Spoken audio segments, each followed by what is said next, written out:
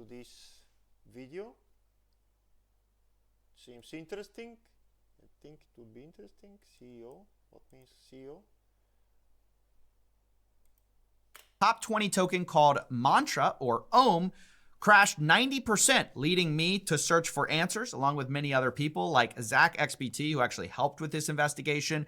And together, I think we put together a lot to inform the public. I interviewed the CEO, JP Mullen. You'll be hearing from him in a second. I do want to say there were a lot of twists and turns to this story. There's an entire angle of this interview I later fact-checked and proved wrong, which is that I was given a tip that there was this OTC seller that was market making for Mantra and had his hands in the whole thing. And I was like, I thought that really was part of the reason it all went down. Now, JP on our call denies it. So then I kind of went back and I did a bunch of sourcing to actually confront the guy behind it. I dug through who he is. It turns out he's faked being a market maker before. He faked being a market maker for a real market maker that was really arrested by the feds. It's a long story. I might get a whole separate thing about that. But what's funny about this, and the only reason this interview still exists, is because we talk about that and it turned out to be wrong. Normally I might scrap the interview, but in the process of confronting the CEO about this guy, he actually admits to doing something very similar to what this guy claimed he was doing. So understand, when I confront JP with this mysterious Mr. P, okay, this guy is like a professional con artist of some kind, or at least I believe he's lied historically on similar things. So don't believe that. But in the He's lying on similar things. process, we get some interesting admissions as to what happened to the OM token. Was it manipulated? Was the OTC sales what killed the project? Was it liquidations? I will let you decide. Here's the interview. All right, JP Mullen, CEO of Mantra, the token that just crashed. You're here to talk about what happened, hopefully clear up some problems. Yep. Let's just start with your side of the story. Yeah, well, I appreciate you having me on in the first place. Reached out on Twitter, so thanks for hopping on this quite quick. As I was kind of discussing with you both online before, this all started basically last night on Sunday evening Asia time.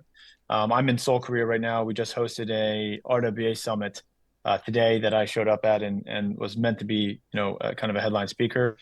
So that's really what I was here for. I went to bed roughly around midnight local time and was woken up around 5. Someone was calling the hotel, my room, and trying to wake us up because there had been obviously this massive sell-off in token price where the token crashed. I think at the time I woke up it was probably around 50 cents or something. And effectively what we So you was sleeping, bro. Okay, let's move on. He was sleeping. Obviously, he don't know why the thing crashed. were able to discern was that overnight, tokens that had been used as collateral on Ohm and long for different positions had been forced closed and liquidated, causing this massive sell-off and precipitous downfall of the token. So we've been in contact with our exchange partners, investors, and the community. And again, thanks for having us on to kind of walk through some of these questions about exactly what happened, but also what we will be doing about it. Yeah, so it was I think reportedly a 90% crash. You guys were at the time a top 20 token, so y'all weren't by any means a small project. Yeah. I think leading many people to wonder, like, how could this magnitude of an event happen? It's so you see big swings in crypto. You usually don't see 90% drops unless there's something kind of going on. A lot of people jump to some understandably some questions about the team maybe dumping, doing something. So just to kind of address that, did the team sell? Did the team get liquidated? And how has the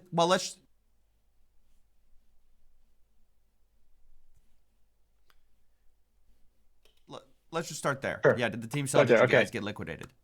So first one, we have That's the first one. Published a transparency report last week that shows all the team wallets That's the proof. and all the holdings. And that's the holdings. They hold. The team tokens are all long vested and have not moved. So, these are happy to be shared and publicized again with your community. So no, we did not sell a single loan. The team also did not get liquidated. We don't have leverage position on exchanges. We don't do that. Have you guys sold tokens OTC? We have had OTC transactions for the Mantra Chain Association itself to fund business operations. Do you have an idea of like what ballpark number are we talking about for how many tokens you've sold? Like, give me a dollar amount. Like, how much has Mantra sold OTC? I'd say between $25 to $30 million US. Okay. So what if those tokens, OTC, were, I mean, I'm just kind of trying to put this thing together. Sure. Those people take those OTC tokens. If they sell right away, they're going to crash the price because from what I understand, it was somewhat thin liquidity. I mean, for a top 20 token. Yeah. So you would crash the price if you sell this huge amount of OTC. So instead, you take it to an exchange, you get collateral, you use it as collateral to loan against other things, other assets, and then you get liquidated. It's a problem, but that could have originated from like sort of team tokens. You see what I'm saying? See the problem? I do understand, but none of the OTC sales that we've had have actually been executed yet. So the tokens are all still, locked. Oh, you're saying you sold them for cash, but the vesting period hadn't expired yet. The vesting period hasn't expired yet. So actually this will start I think later this month and into the coming, years. But nothing that the association has sold. So the not-for-profit entity behind Mantra has ever been. I'd be very upset if I did an OTC deal with you and the price just crashed 90%. Yeah. Well, we haven't done anything recently. Yeah. Let me ask you, who market makes for you? It was sleeping, bro. It was sleeping. So we work with 3 market makers that are all our investors: Laser Digital, Amber Group, and Manifold. Okay. There's a lot of questions about the price feeling manipulated, basically, is more or less the claim that's been made. Do you have any knowledge, or did you direct any price manipulation of your token? No, I do not. And no, we did not. Okay. So to whatever extent the price was manipulated, if it was, you have no association with it. That is correct.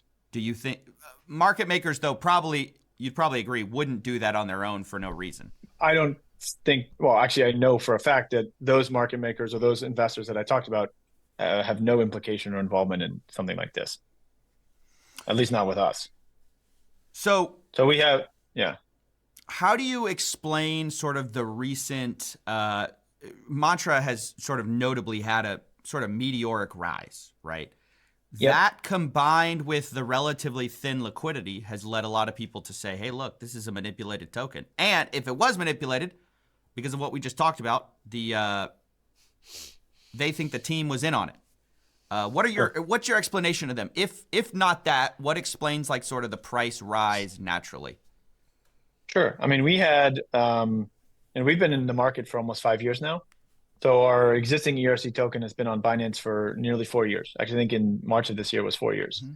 So the vast majority of the ERC supply of OM is out there, and people were able to buy on exchanges, actively over the last 15 months, right? Mm-hmm. Or more.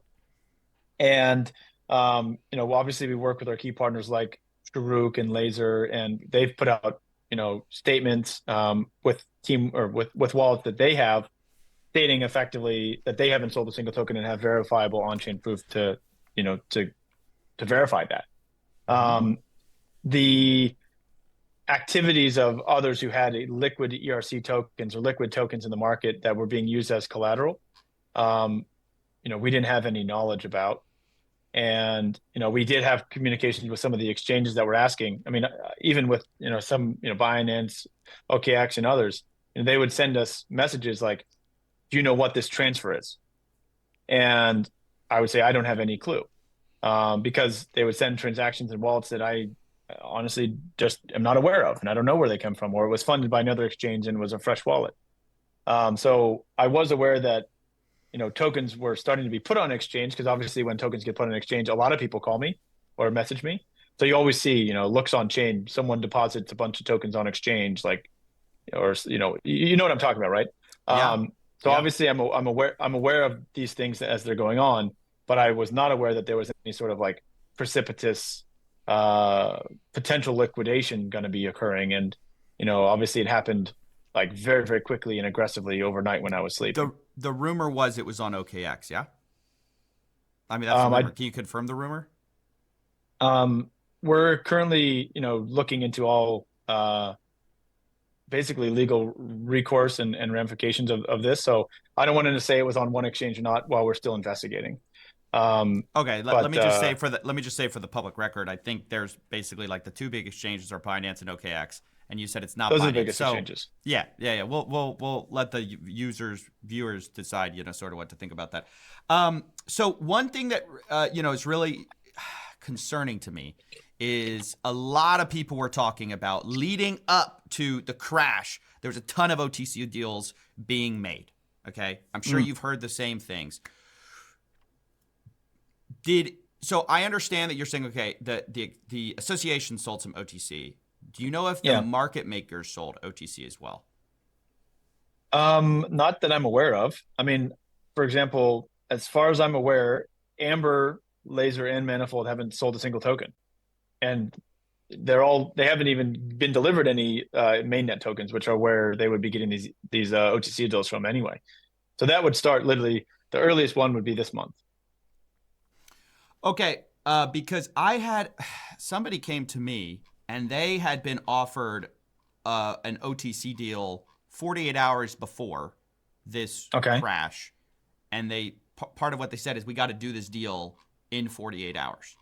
So Okay. and then basically the crash happened. So I'm just Do you know the size? They were looking to do up to 45 million.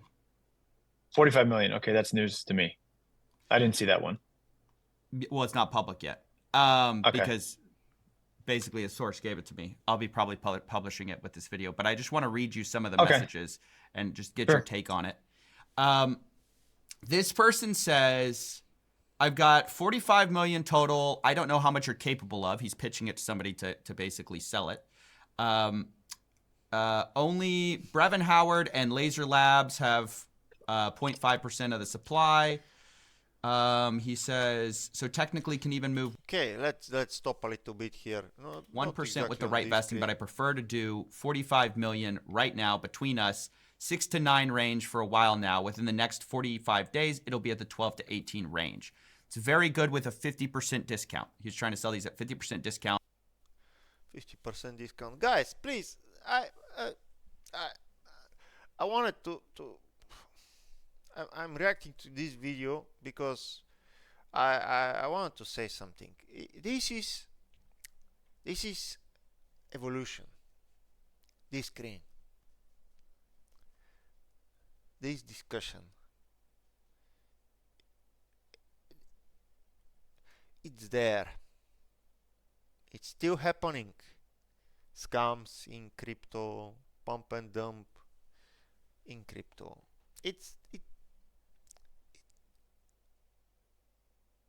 Like, be careful.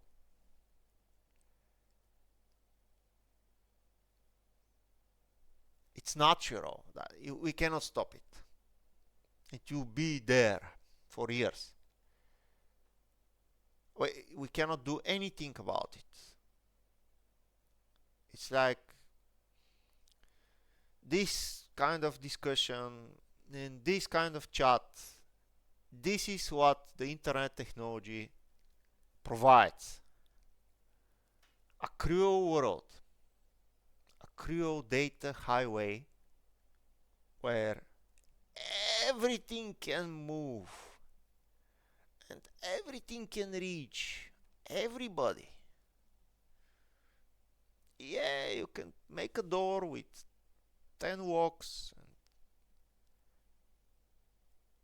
yet again, there is a guy which reach you with this kind of chat, and you're on a contest. Will you survive or not? Will you be victim of the nature of evolution or not?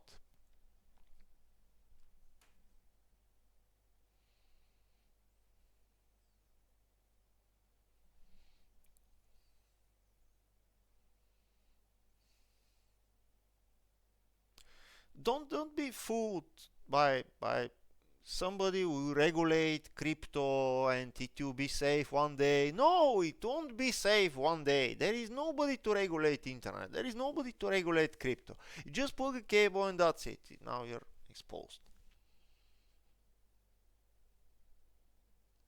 Open source is kind of thing which can have the potential of helping keep the order, but that's it should be accompanied with some brain power to for implementation. So this thing is very natural. That's how we've ran a lot of it so far through OTC and buying back after we extract. Yeah. Do you know what he's talking about? Okay. Do you know what he's talking about? This question. Do you know what he's talking about? Why this question is being asked? Because it's interesting. Why it's interesting? Because there are victims. And why it's interesting? Because there will be viewers in YouTube, you know. And all this, the chain of all this is natural evolution of human beings. Now you say, yeah, but these are criminals, these are liars, and these are... No, guys, this is natural evolution. Like, these are not the bad guys. These are the new top guys. So, the one who made this minus 90%, who orchestrated this operation, obviously it was orchestrated, because if something loses 90% of its value, I don't think there is a guy on this planet that will agree that this is a natural. How naturally you lose 90% of something's value? 90%. So 10, 15, 20 years ago, I don't know, 10 years ago, I was robbed by the Mt. Gox scam. They said hackers steal all the coins. I had 6 bitcoins there. I was a miner 10 years ago when the price was $1,000 for a bitcoin. I was mining altcoins with GPUs. Guess what? Mark Karpeles was the name of the fat French who stole 350,000 bitcoins. Guys, this is evolution. Yet Bitcoin didn't die. It was it was the biggest market in the world, Mt. Gox at that time. But it didn't die. The project, it survived. It evolved. Now the price is what? 70, 80,000 US dollars. Tomorrow it will be a million. But the project will survive. I mean, what's happening here is a natural evolution. You should be careful, because guess what? It's like walking in the Africa savannah. There are animals which whole focus at this moment is to eat you, because they want to live. That's not a problem. The predator is not a criminal. He just eats other animals to use them for food. Here is the same. Where is the problem? Somebody lied to somebody else and took 90% of his money. Yeah.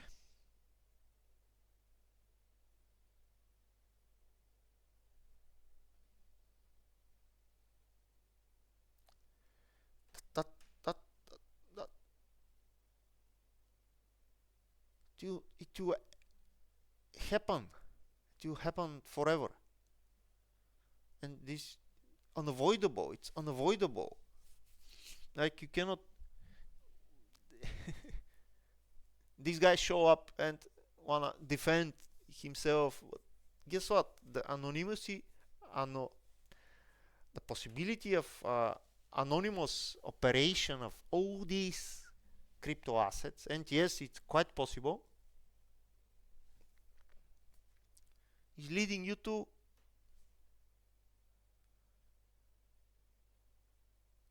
the possibility of anonymous operation, the possibility of connecting anonymously to internet.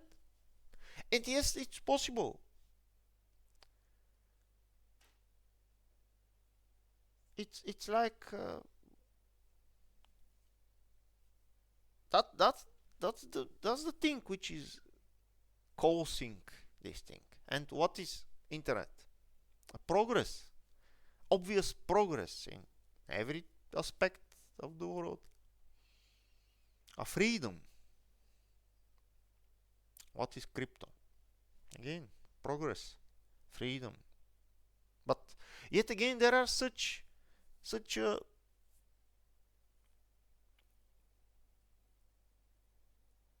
simple evolution principles. Do we need rules for them? We cannot have the rules. Why are we even speaking about rules? We cannot. Let's try to avoid this. No, let's give this guy to court. He will escape. He will just lie. How many crypto exchanges closed doors because of a lie? The hackers came and they stole all the coins. Okay, guys, yes, the hackers are so bad and they are the ultimate guilty. But this is just a lie. Let's see what this guy will lie now. It's not even interesting. It's just an evolution. We're just observing the evolution. The whole graph for the thumbnail of this video, which is showing the price drop 90%. It's just a graph of the evolution, an image from the evolution key moment, I may say. And this is the key moment where conclusions change. He says it's a pretty good loop, as well as what we're doing on perps. What could he be talking about there? Honestly, I'm not sure. I mean, so what we have done with our small amount of OTCs, 20 to See, this guy is not even questioning the authenticity of the chat.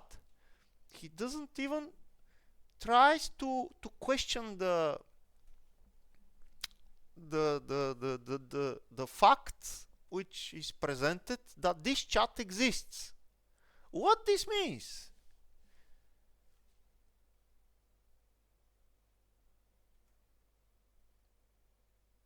It's not even on the table. Does that chat exist or it's made up? 25 to $30 million, and we can share this. We have done, some degree of buybacks of Ohm tokens, but it would only be, anywhere from, I would say, $5 to $10 million worth of buyback. So definitely not in this size of quantum. Just so the audience can understand how this works. So what you're talking about, thank you for sharing that. You do an OTC deal, so you sell tokens to somebody else. They give you basically cash or some cash equivalent, and then You give them the promise of tokens, hopefully vested over some amount of time. And then you're taking the money that you get and you're re-injecting it back into the token. That's Is that correct. correct? Is that correct? That is exactly correct. That's correct. I don't know. In crypto, it's a little fuzzy what price manipulation is. That sounds a bit like price manipulation. I know a lot of projects do it, but what was y'all's thinking at the time when y'all did that? Like, were y'all thinking like, oh, because for sure the person who gets a great deal on that is the guy who does the OTC deal, because he buys at current prices. You're going to inject 20 million of his dollars into the chart, and then he can later sell when he unlocks. I guess there is some risk to it for them, but what was y'all's thinking when y'all decided to do that? Can you? Okay, now something interesting. All these schemes and things and guys, I want to share something. There is something that it's very interesting in crypto. There are, I think, yet again, so many guys which are doing the following mistake, in my opinion. And the mistake is they are trying to do crypto to earn via the crypto ecosystem as a partial thing, as a offside, as a side activity. Guys, please, no, don't do that. That's a mistake. Imagine there are so many guys which are trying to get your money. They're trying to farm the technical concreteness of crypto system. They are trying to farm the unspeakable potential for the future of money systems in the world.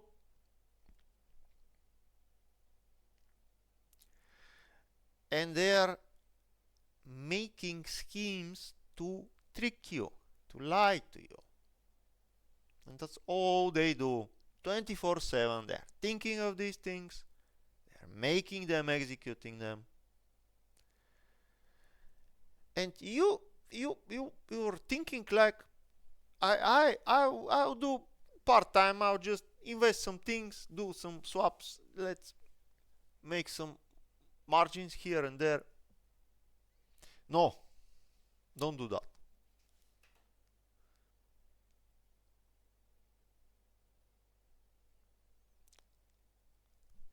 Because I think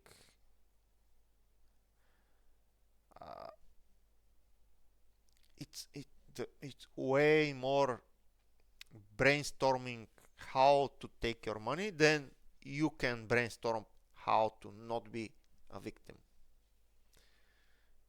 It's simply about time. If there are 10 guys thinking how to get your money with the new shiny coin that is there, let's say they don't have a target to conquer the world and make the things better and all the good stuff. They just have a target, get your money, to pump and dump the thing. That's it. Going how I put the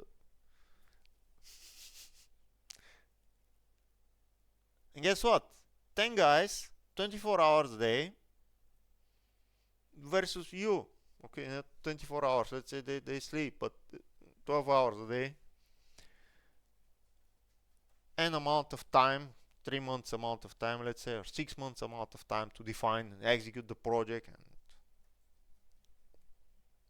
And you what?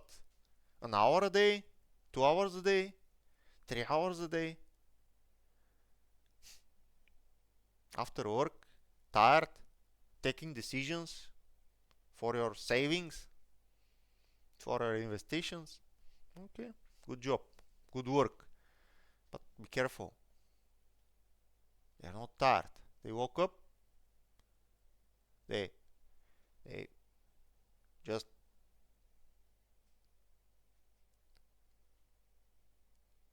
do what's needed to trick you, to lie to you, to get your money, you know? And that's fair. Now you say, how it's fair? It's natural evolution. It's your fault. It's not their fault that they tried to get your money. It's your fault, and that's okay. And then there will be this kind of videos. There will be news. And this kind of video is actually very important, because this kind of video will give value to the further monkeys in the chain of evolution, to the further crypto guys. And you remind them, because lately it's not happening so much. 10 years ago it was happening a lot. Now it's not happening so much. Not so many exchanges are bankrupting due to hackers or some other idiotic explanation.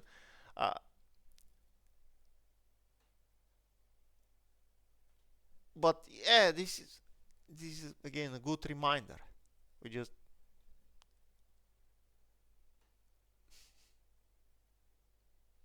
you cannot fight part-time a bunch of guys you don't even know how many full-time, which is full-time fighting you.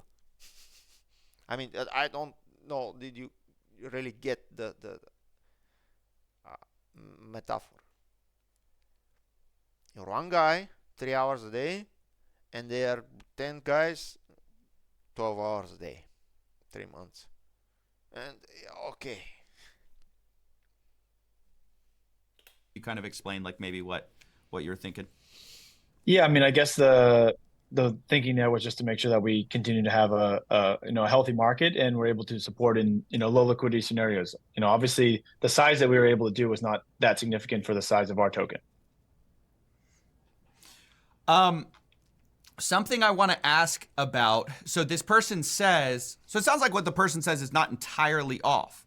What, talking about like re-injecting the chart. Basically what he was saying is he was claiming to market make for you guys. Do you know somebody named Mr. P or Ite Drury? Yeah, so I was in touch with Zach. I told Zach about this. Yeah. No, okay. So no, I have seen that one going around, by the way, that OTC or loan. I think it was a loan. This guy was Mr. P, offering whatever. something else. I think there was also like some loans trying to be made. That's a separate thing. Okay, so Yeah. I'm aware of the Mr. P one, and then Zach let me know about some name Itai Drury. Same guy. Drury? Same guy. That's just his okay. real Okay, so I did check with our team if we've ever heard of this name before, and we've never heard of that name before Zach told me about it. So I checked all the SAFs and all the agreements. We don't have an agreement with an Itai. Okay. He was he notably rugged another project called, or was accused of rugging another project called Mamba on Base, where he basically got even the names of these projects are simple idioticness.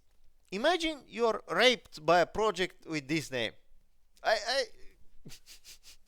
what does it mean for your brain power if you got raped from a project with this name? I got raped by a project named Empty Gox. It was a good name, it was not embarrassing name, but imagine Mamba, whatever. It's so funny. got some tokens somehow and was basically doing OTC deals, very similar to what's kind of going on here. Or what Mamba on Base. Is that what you said? That's another. Okay, I've never heard of that one. I've never heard of that one. It's not as big as Mantra, just to be clear. But it sort of had a similar kind of catastrophic collapse. But yeah, what's just kind of surprising about this is, basically he's claiming like, look, you're gonna give me Tether, I'm gonna give you Mantra, I'll re-inject it in the chart, and the price is gonna go up. That's basically his pitch. Sounds like y'all were doing something somewhat similar. He was saying there was gonna be a vesting period, all this stuff, and then when we think about like how it's possible somebody could have such a huge position on these exchanges to where a liquidation would cause this catastrophic price collapse, my question is like, that has to be some huge player, right? I mean, from my understanding, the position, well, first, I'm not sure it was just one person. I think it could have been multiple. Yeah. But aside from that, I mean, I think it was in the size of hundreds of millions of dollars. Who could have had that size of position? I mean, if you have been a supporter of Ohm or been in the market for, even just the end of last year, if you take a, 20, 30 million position, which is obviously large, but, clearly these are big players. That's easily, and that went up from $1 just in, the fall to a peak of $9 in February. So it's feasible, but there's a lot of people who could have rid that up in a pretty significant fashion. And obviously we work with large institutional partners. Okay, how the thing value it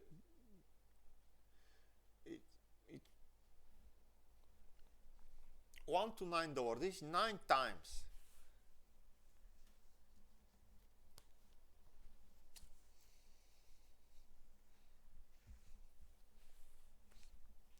But again, that's why we want to publicly show that the key partners like Laser, like Sharuk and whatnot haven't sold a single token.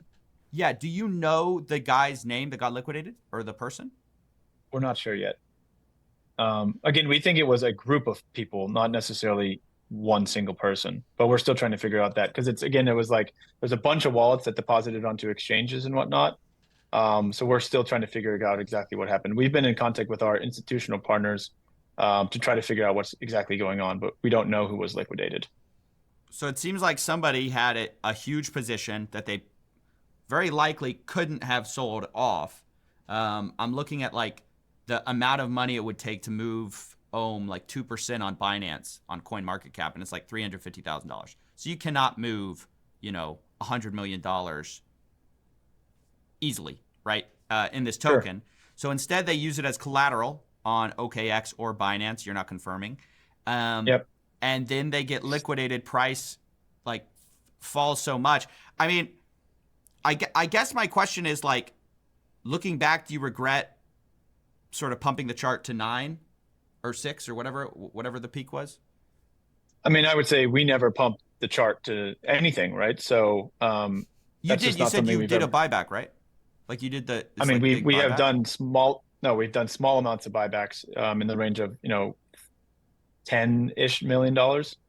I can get the exact numbers. That seems big. I mean, I don't know other projects, but if you can move the price, I would say that's relatively small, and it's not like we did it in one go. This has been over the course of the last 15 months. I assume you're using your market maker to do that, right? You're not just that's like injecting directly. Okay.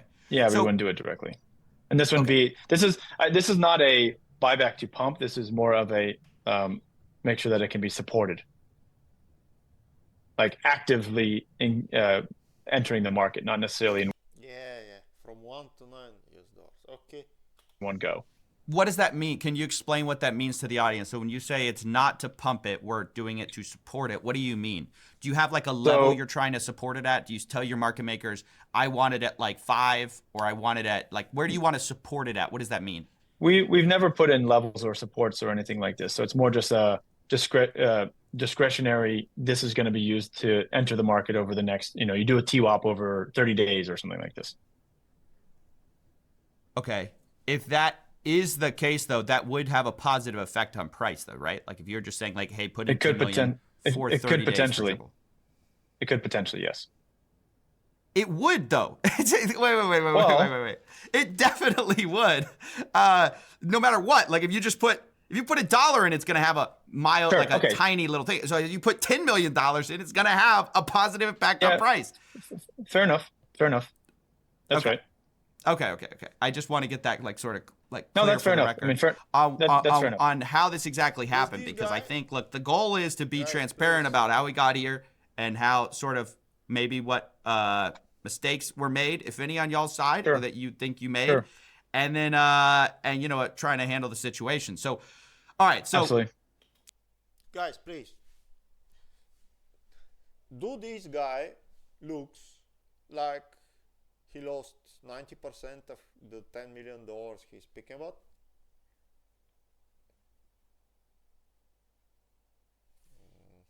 I don't think so. Because obviously the price dropped with 90%. So the $10 billion he was speaking about, they do buybacks to support, fail. You guys had some tokens that you OTC deal sold.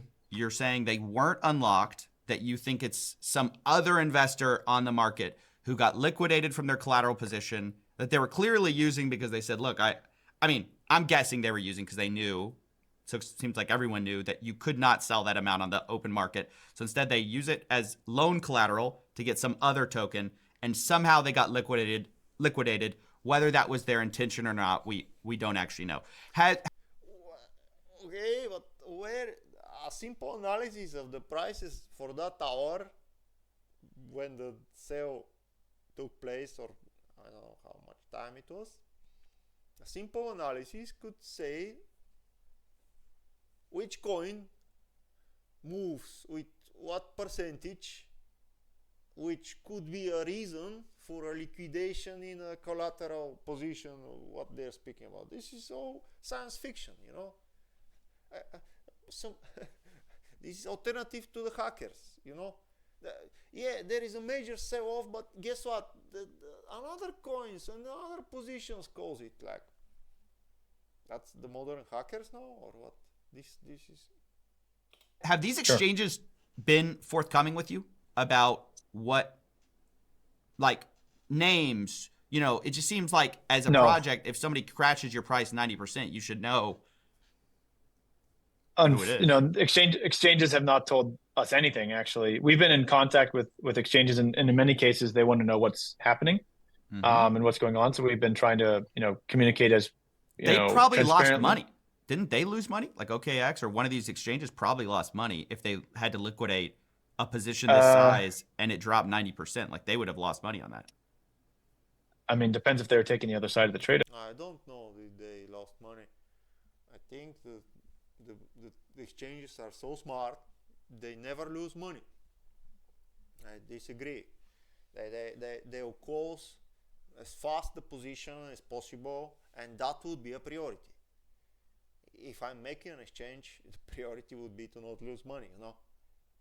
The orders will be cancelled, the orders will be delayed until every margin liquidation happens, and that's I guess, but I would assume not. Okay. But yeah, I mean, you know, the liquidation that occurred is effectively taking. My understanding, it was a forced closure, not necessarily even a liquidation, but the exchange would basically take over the account and liquidate for them. Right. No. I know, but they're taking on basically bad debt, because let's say they had collateralized it at 100 million. They're not going to get 100 million out if the price is falling while they're selling, right? Sure. So that was just my question. Okay, so I think the main question that everyone's trying to get to is, what did you guys know when? Sure. And it sounds like, you know, first you told me, like, okay, we never had any market manipulation with the market makers. There's a little bit, but I guess we can.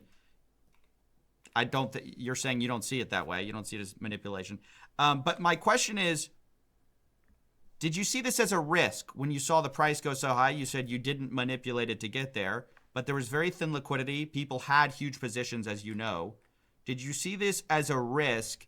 And are you surprised this happened? Are you suspecting it? Basically, like, yeah. Go ahead.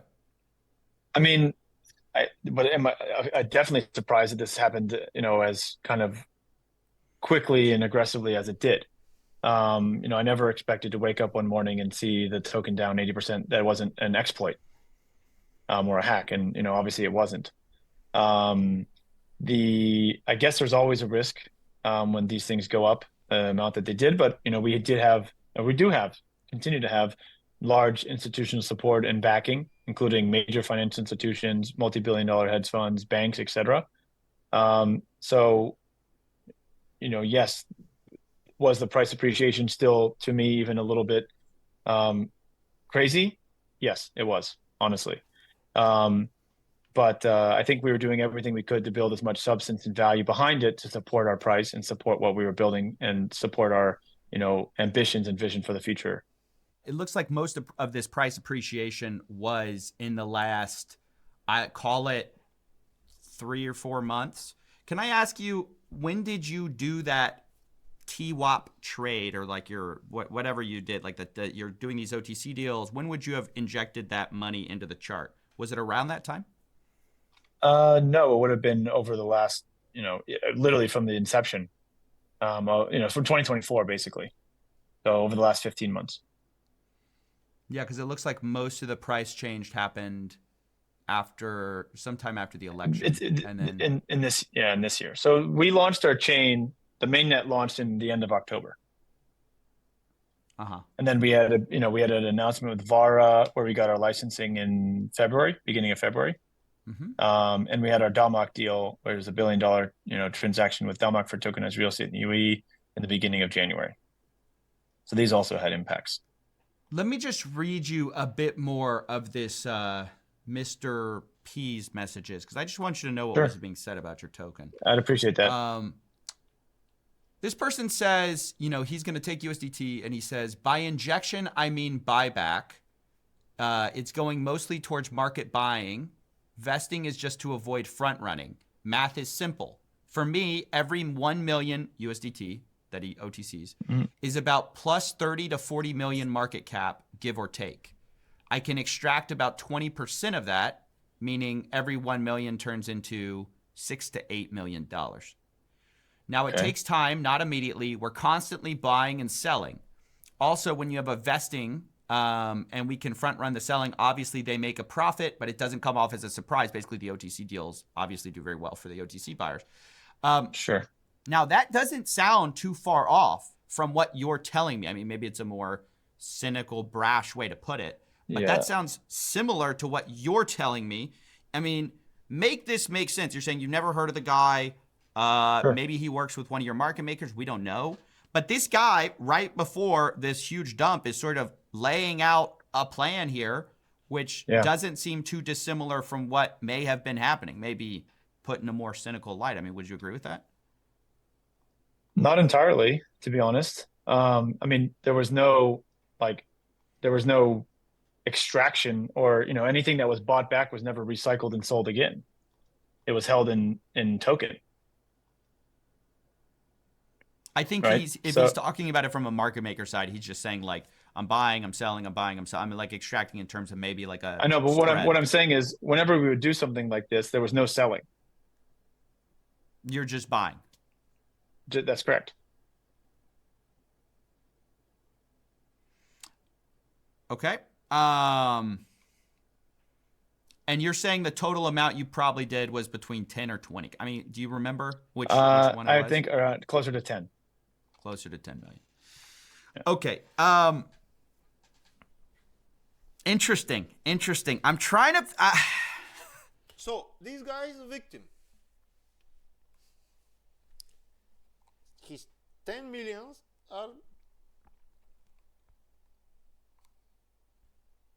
they vanished. Yes.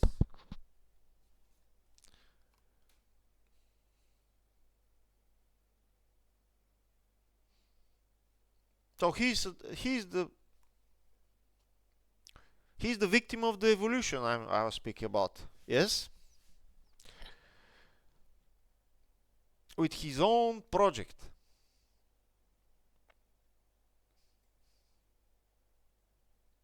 That's what it is. That's what this video is trying to. That's what his standpoint now. It's so weird because in this world, this kind of, you're pumping the price is sort of seen as like, some people see it as good. I mean, I don't. I don't know really how to think about it. Are you sure there's no OTC deals unlocked? It just seems so surprising. What discounts were you giving on that? You know, it's hard to sell that amount of money. 50%? Sorry, which discounts on what exactly? OTC deals On that the you did. on the deals that we've done? Yeah. It would be anywhere from 30 to 50%. And usually the vesting was 12, 24-month type of locks. Or, sometimes it was like 9 or 6/12 or something like this. But nothing has come liquid yet. Okay. It will be starting in the coming months, but nothing has come liquid yet. So basically we have these two buckets, right? We have the pre-seed bucket, which is a 12 plus 24. Mm-hmm. So 12 from October, and we have a seed bucket, which is 6 plus 12. So starting from now, or right now-ish, for the next 12 months, there'll be linear unlocking of investors who are part of those OTC transactions. And those people did not get their tokens. They couldn't even use them as collateral. That's correct. They're all mainnet Ohm coins. They're all sat in Anchorage custody right now. I'm just trying to figure out. Okay, like help me through the math, right? So like you're saying, okay, Sure. there's these OTC deals. They're not unlocked. Sure. Somebody's this huge player with, you're saying basically $100 million plus that they had as collateral on another exchange, which dumped. How? Yeah. What if that person, that person? Why didn't they just do an OTC deal if they could have gotten it cheaper through you? Like why? If you're such a big whale that you can afford this amount of Ohm token, why not buy OTC? I mean, we wouldn't. Who is this player? Well, we wouldn't. Well, that's what I'm saying. We wouldn't just sell to anyone. So Right. we would do OTCs with funds, and we would make sure that obviously we do KYC on all of our investors. This sounds like someone who would not pass a KYC check, or not even want to. I give mean, up their identity, funds frankly. aren't super nice to projects. I don't know if you're new, Yeah. but like obviously No, you're no, not. for sure. You know funds will dump as soon as they can. That's why you have a vesting schedule. I mean, Of course. so let's be clear. Whoever this was, they don't feel like they owe your project anything. They don't, and That's so for sure. it could be a fund. It could not be a fund. It's not some shady actor necessarily. Like there's a lot of people in crypto who will give you their full name and then torch Sure. your project. But we would make sure we're doing our due diligence on who we're working with, right? So that's why we work with people like Laser, Karuk, and Amber and others that are reputable names in the space. It doesn't mean they won't ever sell, but they're not like unknown commodities. Like I don't know who. I mean, I can tell you categorically, I don't know someone named Itai Dore. I don't know a Mr. P. So how much of the supply does Mantra control? I'm just trying to figure out like how much does you and your market makers, like basically the people within the sort of controlled system control versus the uncontrolled, like sort of public supply? So, I mean, there's roughly about 60 million tokens in circulation right now. Yeah. Try to go percentages for me. That'll be easier. Okay, 960 out of 1.8 billion. So roughly, let's say 55% is in circulation. Okay. No, that's what's in circulation. Okay. We have, okay. Yeah, that's what's in circulation. The market making agreements that we have are all, 1 to 3 million tokens per contract. So we're talking small amounts comparatively. So I think there's probably a total of less than 10 million in market making loans. How much do you guys control of the supply? So the percentages. the team Try to give me token percentages. Yeah. in circulation right now? Or yeah, total? how much do you and your team control, like in percentages across all your, not just like if you bought open market, if you have team Sure. allocations, like just like total control? Sure. Okay, so control of circulating, I would say roughly 1% of supply, so about 18 million out of 1.8 billion tokens. Okay. And in total, there is an additional 300 million tokens. So but that's locked for 30 months and then another 30-month linear. So that's long dated. Okay, so and the stuck in unlocked custody. amount you guys own like 1%, you're saying? Or roughly Correct. It should be roughly around 1%. unlocked. So could that have been the thing that got, I mean, all you have to do is move it to an exchange and you can do this. Like, I could even see the logic of like, well, I'm using it as collateral. I'm not even selling. I'm just We've publicized these wallets, and none of this has been moved to exchanges. So we can 100% say that didn't happen. So where are you getting your money to fund operations? Is it these OTC deals? Yeah, from OTCs or other fundraisers. So the group business has also raised equity. Okay, interesting. Do you know a guy, Danko Mancheski? I do know Denko. He's Okay. he's an investor in Dubai. Do you think he was trading some of your tokens? I mean, I've heard, he's a sketchy guy, and I'm not sure I would say that, but I do know he had some home. Yeah. unlocked. I mean, he bought it on exchanges, from what I'm aware. Okay, so do you know if he's involved at all? No. Yes. I mean, I've just seen his name floating No, around. I mean, I believe know, by Zach I XBT. I think he was saying that he was I know trying to Denko. facilitate some stuff last minute. Right I before do this know all. Denko. Yeah. Yeah, I do know Denko. Yeah. So can you confirm or deny that this guy had anything to do with it? I would deny knowing if he had anything to do with it, but I do know Denko did have a known position. I have met him in Dubai. I've known him from the Polkadot days, actually. What size? Do you have any idea of the size? I do not. Okay. I imagine there aren't too many people with $100 million sizes. I think would probably be fair to say. Okay. Well, this is a weird one because a lot of people are saying, I guess, do you regret like pumping the price? I guess I haven't gotten that from you. I don't know if you do or not. Do you see it as a I mean, mistake? again, I don't feel like I or the team pumped the price. You did though. You sold OTC, then you re-injected it back in the chart, right? That's pumping the price. I mean, I think we're gonna have to agree to disagree, but Wait. Just, no.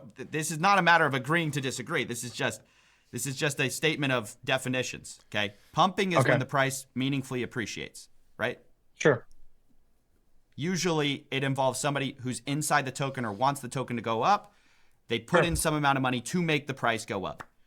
When you OTC dealing, you get some Tether or whatever you get, USDC, whatever. And then you say to your market maker, hey, in your words, I just want you to buy for the next whatever months. Sure. That is pumping the price. Yes or no? Sure. Yes. Okay. I guess I would say I that don't want to force you into saying that, but hold up. No. So let me just be clear. I would say that can have a positive impact on the price, or that would necessarily have a positive impact on the price. I wouldn't necessarily say that's going to pump the price. You can use bids to do a lot of different things. It can be to protect downside. It can also be to support to the upside. Fair? Yeah, fair. But you're saying you didn't tell them to support at a certain level. So when you're saying like protect downside, you're saying you never said, hey, keep it at 6. Discretionary.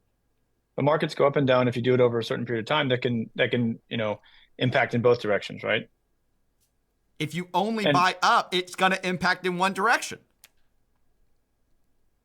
Sure, but this could also be about hey, there's going to be unlocks or something like this, and we want to make sure that we're supportive of that. People do this all the time where they raise Is that why capital y'all did it? Because you knew there would be unlocks? Well, I mean, we have future unlocks coming, right? But Right. obviously, this has been executed prior to all this happening. Right, but you said you might do it in anticipation of an unlock. What I'm asking is, did you do it in anticipation of an unlock? We did do it in anticipation or during the process of tokens coming on to the market. Guys, see that's the complexity where all these things went to. I mean, years ago, I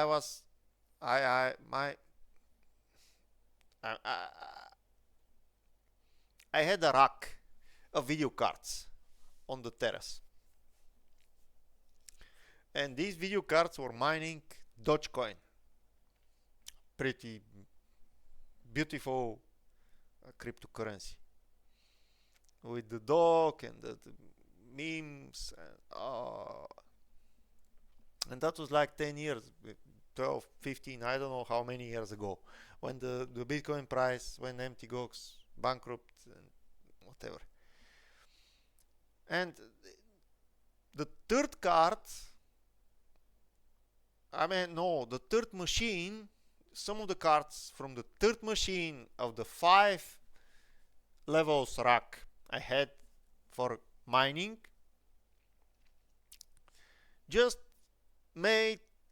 found a block on the Dogecoin blockchain which cost like 200,000 Dogecoins or something, or 100,000. I'm not sure. That was on my pool. I made a pool and I was mining with my friends on mine pool altcoins, and then I start to get attacked by some guys and the pool closes. But the idea of the pool was to be fair, because we were assuming the other pools are stealing coins because the earnings were not as equal as the hash rate calculators. And guess what?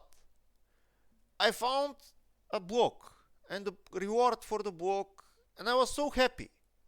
Of course, it was split between me and the other pool members. But guys, what? Now there are such a complex things for a simple technology. Like, what is this? They are buying back their... They are unlocking, locking, unlocking. What is this? Who has time to brainstorm all these things? Who? I don't know. I think there are guys hungry for earnings, which are just jumping into this, and they don't even know what they're jumping into.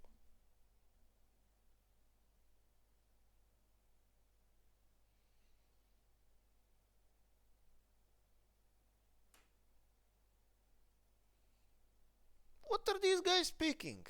What is what? One guy is saying, okay, but we're not pumping, we're just buying. What is this unlocking, locking? All this is it's in its natural, and that was 10 years ago, even I was in the same opinion. All these things which are unlocking, locking amounts are like a Ponzi scheme. Like, the technology doesn't imply all these maneuvers, all this complexity. It should be simple. KISS rule for not, we don't do software engineering here. We do money engineering. And KISS rule applies. Keep it simple, stupid. So what? Now they are arguing, if you sell something to somebody and then you use the money to buy back your thing and pump the price, is it okay or not? Are they discussing this? And what means buying? It means like the market maker to buy aggressively or to support, or what the hell? Every day you can call the market maker and say it's different thing. No? Because of this new chain that we launched at the end of last year. That obviously had an increase in token supply. Who got those tokens? What do you mean? Like, basically, you're saying, hey, if tokens get unlocked, we might support the price. People have been staking for the last 6 months, right? And there's an inflationary model on the token. So if you stake, you get staking rewards, and the staking rewards are liquid. So there's new tokens that have entered the market over this period of time, right? Wait, yes. Do people with locked tokens like the team get staking rewards? Can you stake your own tokens? The team tokens are staked to support the network, but there's a verifiable public wallet that shows where all the tokens have gone. And they haven't been touched. They're not unlocked. The staking rewards are unlocked, though. No, they're not. They're in custody, and I can show you the wallet. I mean, it hasn't been touched. No. I'm asking, are the staking rewards unlocked, or are they also locked? For our investors or for the team? Both I are guess. locked. Both Okay. are locked. Okay. Yeah, both are locked. So, So but there's you were concerned about staking rewards coming online. That's why you did because the. other people have been staking that have tokens from ERC. We've had 100 million tokens bridge from ERC to mainnet, Okay. So and they you have knew been staked, right? So those tokens we have were online. Those yeah. tokens are going to be unlocked. They might sell. So you're putting money into the chart to support the price. Yes. And were you guys going to do that when these OTC deals were coming online as well? I assume that would be a pretty big impact on the price. If these OTC deals are coming online, there's, millions of tokens being unlocked. Would you want to support it in that case? I mean, we had been looking to explore future OTCs, but we hadn't actually transacted anything recently. So there wasn't anything imminently planned for this particular purpose. But you might have, in other words, you might have done it. You were looking to do some OTC deal. You might have done that to hedge your downside. No. Not presently. What we were actively looking at to do for any OCT was actually to support other strategic initiatives in the ecosystem, including some strategic acquisition plays. Okay. So you guys supporting the price, that was a one-time thing, or not one time, but like that was months ago. You weren't planning to do it again. That's correct. Oh. Yeah. Sometime in the last 12 months or so. Can you give us just like when did you actually do it? Q2, Q3 of last year. So mainly throughout the summer. Okay. And then do you know what time period it was done over? I'm not sure. Y'all don't have any control over that? You just give the money and... I mean, we got the tokens back and hold on to those to this day. What time did you get those tokens back? That could give us an idea of when it was done. Like Q3 of last year. So it was over, let's just say the summer period from, end of spring to the beginning of fall. Lastly, I guess I'm wondering, like, what do you think is going to happen when these OTC deals you've done at a deep discount and then the price appreciated? Well, I guess it's maybe not as high as it was for sure. What do you think's going to happen? These people are going to dump, you have to kind of anticipate that to get their price back. I mean, get their investment. Of course. Yeah. I mean, obviously, we have unlocks happening in the, over the next months and years. And we'll continue to build out the ecosystem and support as much as we can so that people have a reason to stake Ohm, hold it, and continue to see it as an asset that will be a critical part of our ecosystem going forward. And obviously, an ecosystem. We call this an ecosystem.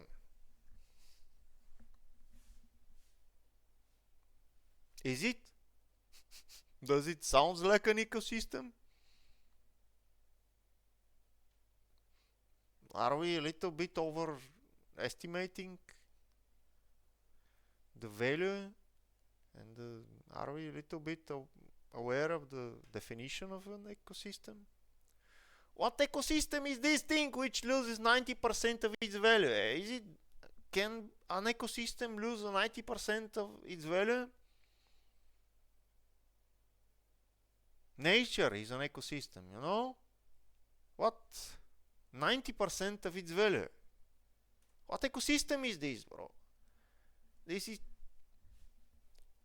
no ecosystem. That's not an ecosystem. That's a bunch of complex things meant to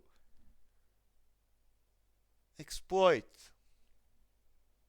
certain gambling desires. Come on. If people want to sell that's their prerogative. Okay. But just to put a fine point on this, you're saying you guys did not sell. You're saying it was not your collateral that was liquidated. And that's correct. It's someone else in some exchange. That's correct. And I think we disagree on the meaning of pump, but that's a separate thing. Okay. JP, thank you for kind of shedding some light. I appreciate it. No, I think thanks for having me on. Sure. Appreciate you asking the tough questions, and obviously, we'll continue to share information with you guys going forward. So if there's anything we can do to support that. We'll be in touch. Awesome. Thank you. Bye-bye. I have one question. This guy's project just lost 90% of its value. Why he didn't use this video and this Tribune to say to try to save the project, you know? Because this is a dead project. Why he didn't try to save? Why he didn't mention something that everything would be good and will be fine and looking in the future? Why there is no thing? What? Not a single word about future. What? There is no future? Really? Yes, of course we agree that this is a dead project, but why? Why? It's so obvious. Even to this guy, that even interviewing this guy, he didn't. He was in a defending position. Yes, I know, but I guess obviously I'm not a psychologist or neither expert in analyzing human behavior, but obviously he was defending, but he never said it would be fine. Why? What? It's kind of obvious that that was not the point, and it was never the point that this thing could survive this crash. Will this ecosystem, so-called ecosystem, survive the crash? Do somebody care?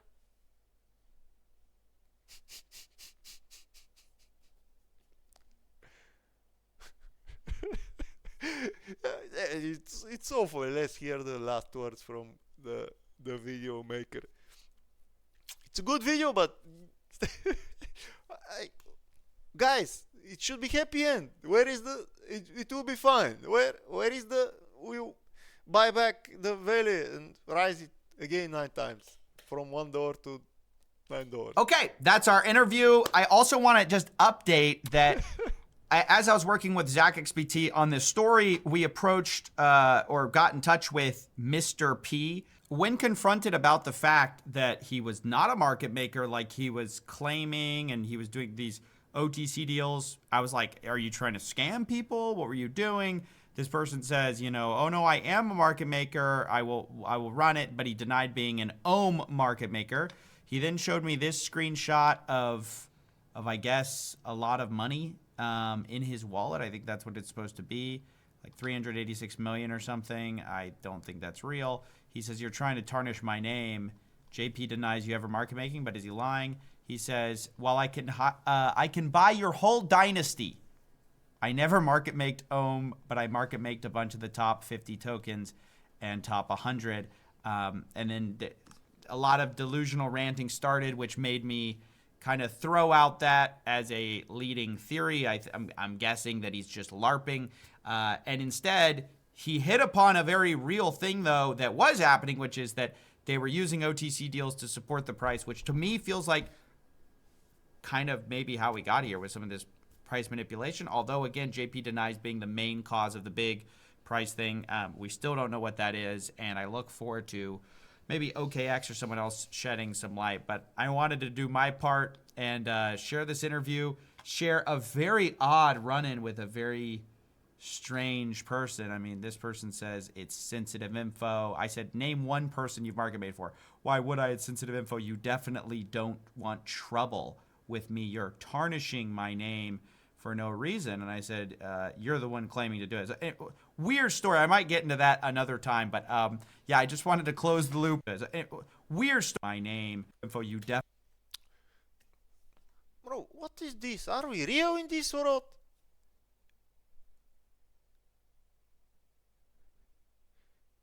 You're tarnishing my name for no reason. My name. Mr. P is the name? So Mr. P is a brand? Or Mr. P is... What?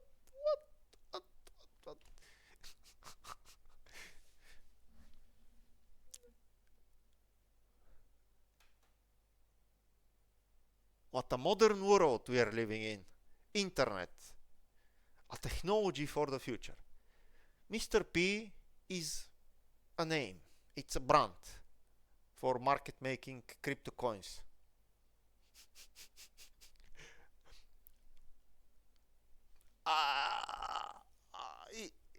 It's not even a real name. It's a brand, Mr. P.